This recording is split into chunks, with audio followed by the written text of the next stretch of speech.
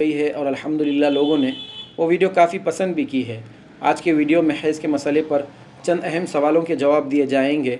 उन जवाबों को समझने के लिए आप आपके जहन में एक छोटा सा कायदा ये रखें कि हैज़ की कम से कम मुद्दत 3 दिन और 3 रातें होती है। मैक्सिमम मुद्दत 10 दिन और 10 रातें होती है। अगर 3 दिन 3 रातों में थोड़ा भी वक्त कम हो या 10 दिन 10 रातों से थोड़ा भी वक्त ज़्यादा हो तो ये हैज़ का वक्त नहीं होगा, बल्कि इस्तिहाज़ा या बीमारी का वक्त होगा।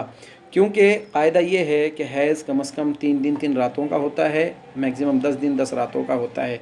आई बात समझ में? इसको इस मिसाल के ज़रिए से समझ सकते हैं कि किसी को फ्राइडे के दिन दोपहर में 12 बजे खून आना शुरू हुआ तो सैटरडे, संडे, मंडे के दिन दोपहर में 12 बजे तक 3 दिन और 3 रातें होते हैं। अब अगर इसमें थोड़ा भी वक्त कम हो तो ये पीरियड्स नहीं होंगे, और अगर 10 दिन 10 रातों से थोड़ा भी ज़्यादा हो तब भी ये पीरियड्स नहीं होगा, क्योंकि पीरियड्स ये 3 दिनों से लेकर 10 दिनों के दरमियान में ही होता है। ठीक है। सबसे पहला मसला उन औरतों और उन लड़कियों का है जिनके पीरियड्स के कोई दिन मुतय्यन नहीं है, यानी किसी भी महीने में कम ज़्यादा होते रहते हैं। यानी कभी किसी महीने में 3 दिन आ गए, कभी किसी महीने में 5 दिन आ गए, किसी महीने में 7 दिन आ गए। तो अपने जहन में सिर्फ ये कायदा रखे कि अगर 10 दिन से पहले पहले पीरियड्स बंद हो जाता है, यानी पिछले महीने में तो 5 दिन का पीरियड्स आया, लेकिन उसके अगले महीने में आपको 7 दिन का पीरियड्स आया, लेकिन अगर 10 दिन के अंदर अंदर है तो अब हम ये समझेंगे कि 7 दिन का पीरियड्स है, क्योंकि आदत बदल गई। मान लो किसी को अगर जनवरी के महीने में 5 दिन के पीरियड्स आए थे और फरवरी के महीने में 7 दिन के आ गए, लेकिन 10 दिन के अंदर ही है, तो हम समझेंगे कि अब इस बार आदत बदल गई, लिहाजा 7 ही दिन के पीरियड्स होंगे। लेकिन अगर 10 दिन से ज़्यादा पीरियड्स आते हैं तो फिर पिछले महीने का एतबार होगा, यानी जनवरी के महीने का एतबार होगा। 5 ही दिन हम पीरियड्स के पकड़ेंगे, और 5 दिन के ऊपर जितने भी दिन हो, यानी मान लो कि अगर 15 दिन टोटल पीरियड्स आए तो 5 दिन ये आपकी आदत है जनवरी के महीने का एतबार करते हुए, और 5 दिन से लेकर 15 दिन तक, यानी जो बीच के 10 दिन हैं तो ये इस्तिहाज़ा या बीमारी के खून होंगे। लिहाजा इन 10 दिनों के नमाज़ों की और रोज़ों की क़ज़ा आपको बाद में करना पड़ेगी। जो पहले के 5 दिन हैं उसमें नमाज़ें तो माफ़ है, और उन दिनों के रोज़ों की भी क़ज़ा आपको बाद में करना पड़ेगी।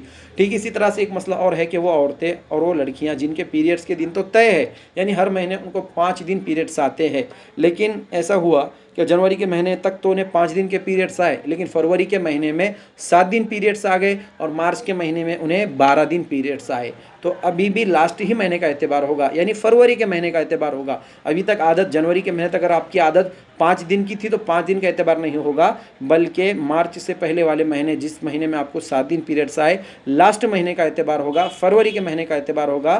कि फरवरी के महीने में आपको 7 दिन पीरियड्स आए थे, और मार्च के महीने में अगर आपको 15 दिन पीरियड्स आए तो हम फरवरी के महीने का एतबार करेंगे और 7 ही दिन पीरियड्स के पकड़ेंगे। 7 दिन से लेकर 12 दिन तक जो 5 दिन हैं ये पीरियड्स के नहीं होंगे, बल्कि इस्तिहाज़ा या बीमारी के होंगे। इन 5 दिनों के नमाज़ों और रोज़ों की क़ज़ा आपको बाद में करना पड़ेगी, और 7 दिन जो है इनमें नमाज़ें तो माफ़ होगी, लेकिन रोज़ों की क़ज़ा आपको बाद में करना पड़ेगी। ठीक है, आई बात समझ में?